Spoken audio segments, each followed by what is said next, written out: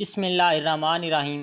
دوستو، آج کی ویڈیو میں ہم ذکر کرنے والے ہیں اس واقعہ کا جب یزید کی قبر کو کھدوایا گیا۔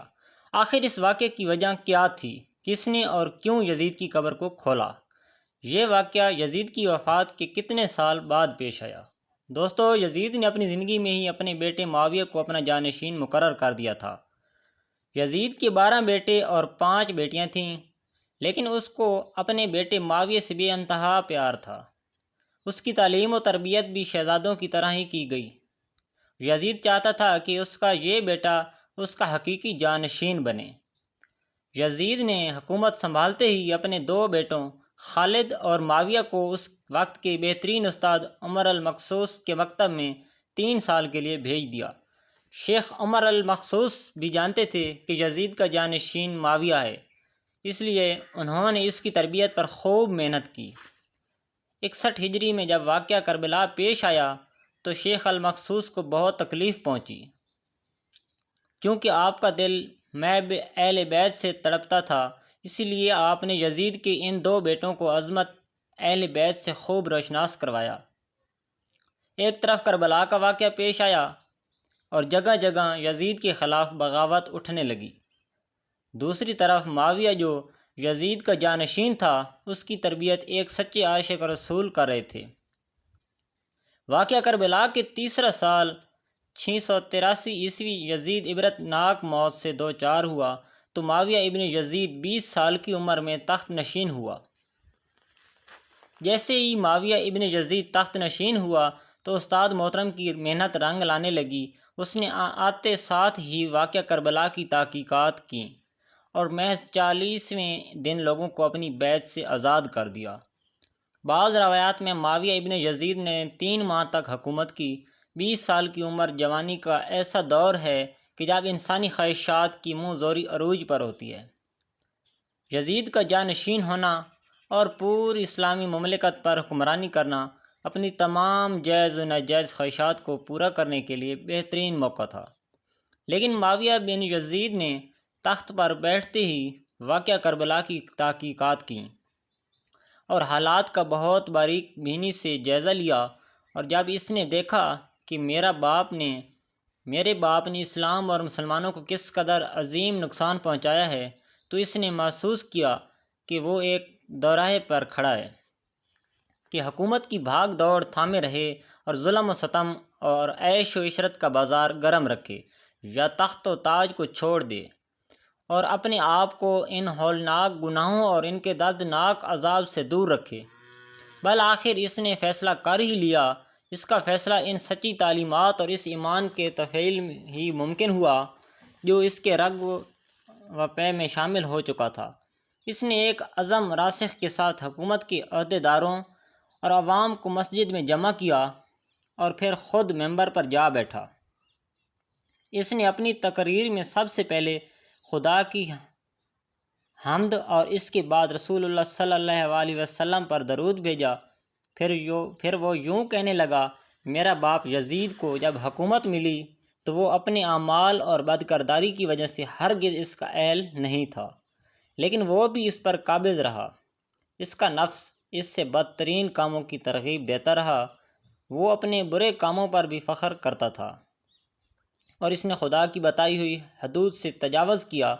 رسول اللہ صلی اللہ علیہ وسلم کی اولاد پر اس نے بدترین مظالم ڈھائے، لیکن اس کی حکومت کی مدت بہت ہی تھوڑی تھی اور بہت جلد اس کی شرمناک زندگی کا خاتمہ ہو گیا، اور آج وہ اپنے اعمال کے حساب و کتاب میں الجھا ہوا ہوگا۔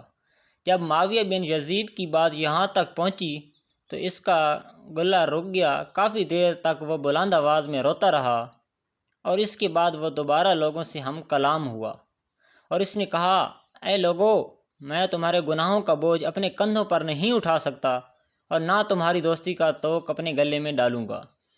میری خواہش تو یہ ہے کہ حکومت شہزادہ حسین امام حضرت زین العابدین کے حوالے کر دی جائے، یا اب تم خود جو بہتر سمجھو وہ کرو، یا یہ وہ حکومت کرے جس کا تم انتخاب کرو۔ میں اپنی بیعت سے تم لوگوں پر سے ہاتھ اٹھاتا ہوں اور اس خلافت کو ٹھکراتا ہوں۔ معاویہ بن یزید کی ان جملوں نے محفل میں ایک طوفان برپا کر دیا۔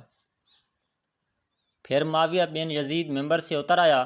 اس کی ماں اور دیگر عزیز و اقارب آئے تو دیکھا کہ روئے جا رہے ہیں، تو اس کی ماں نے کہا، کاش تم حیض کا چیتھڑا ہی ہوتے اور میں تمہاری خبر نہ سنتی۔ اس نے کہا، خدا کی قسم میں بھی یہی چاہتا ہوں، اگر میرے خدا نے مجھے معاف نہ کیا تو میرے لیے برا ہو۔ اس کے بعد بنو امیہ نے اموی شہزادے مروان بن کے حکم کے ہاتھ پر بیعت کر لی اور اس سے تخت پر بیٹھا دیا۔ مروان نے اپنا دارالحکومت مستقل طور پر دمشق منتقل کر دیا۔ بنو امیہ نے شیخ عمر المخصوص کو زندہ درگور کر دیا کہ تم نے ایسی تربیت کیوں کی کہ معاویہ بن یزید نے بھرے دربار میں بنو امیہ کو رسوا کر دیا۔ اس کے چند دن بعد ہی معاویہ بن یزید کو زہر دے دیا گیا۔ 684 عیسوی سے 685 تک مروان بن حکم نے حکومت کی۔ پھر اس کی وفات کے بعد مروان کے بیٹے عبد الملک نے 685 سے 705 تک ایک طویل عرصے تک حکومت کی۔ پھر 705 عیسوی سے 715 تک عبد الملک کے بیٹے ولید نے حکومت کی۔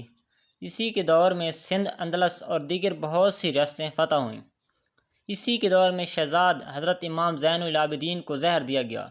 715 سے 717 تک ولید بن عبد الملک کے بھائی سلمان بن عبد الملک نے حکومت کی اور 717 میں عمر بن عبد العزیز موجزانہ طور پر تخت نشین ہوئے، لیکن ان کو بھی زہر دے دیا گیا۔ 720 سے 724 تک ولید بن عبد الملک اور سلمان بن عبد الملک کے بھائی یزید بن عبد الملک نے حکومت کی بھاگ دوڑ سنبھالے رکھی۔ اس کے بعد ہشام بن عبد الملک، ولید بن یزید، یزید بن ولید، ابراہیم بن ولید اور مروان بن محمد نے بالترتیب حکومت کی، اور 750 عیسوی میں بنو امیہ کی حکومت کا تخت بنو عباس نے الٹ دیا۔ بنو امیہ کا آخری حکمران مروان ثانی ایک انتہائی سست اور ڈرپوک حکمران تھا، جس نے ابو مسلم خراسانی کے ہاتھوں شکست کھائی، اور یوں بنو عباس کی حکمرانی شروع ہوئی۔ تاریخ کتابوں میں درج ہے کہ ابو مسلم خراسانی نے بنو عباس کے ابو الجعفر المنصور اور ان کے بھائی ابو العباس الصفاح کو حکمرانی سونپ دی۔ اس طرح بنو عباس کے پہلے حکمران ابو العباس نے آتے ہی بنو امیہ کا نام و نشان مٹانے کی قسم کھائی۔ بہت سے لوگوں کو قتل کر دیا گیا اور کربلا کے واقعہ میں ملوث تمام کرداروں کی قبریں تک کھود دی گئیں۔ اس طرح بنو عباس کے حکمران ابو العباس الفاح نے یزید کی قبر کو بھی کھدوایا، اور یہ کام اس نے اپنی نگرانی میں کروایا۔ وہ چاہتا تھا کہ یزید کو قبر سے نکالے اور اس کی لاش کو سولی پر لٹکائے۔ چنانچہ یزید کی وفات کے 65 سال بعد اس کی قبر کو اس وقتی حکمران ابو جعفر اور ابو العباس کی نگرانی میں کھدوایا گیا۔ لیکن جب قبر کو کھولا گیا تو سب یہ دیکھ کر حیران رہ گئے کہ اس میں لکڑیوں کی راکھ، بدصورت کتے اور اژدہا کے سوا کچھ نہ تھا۔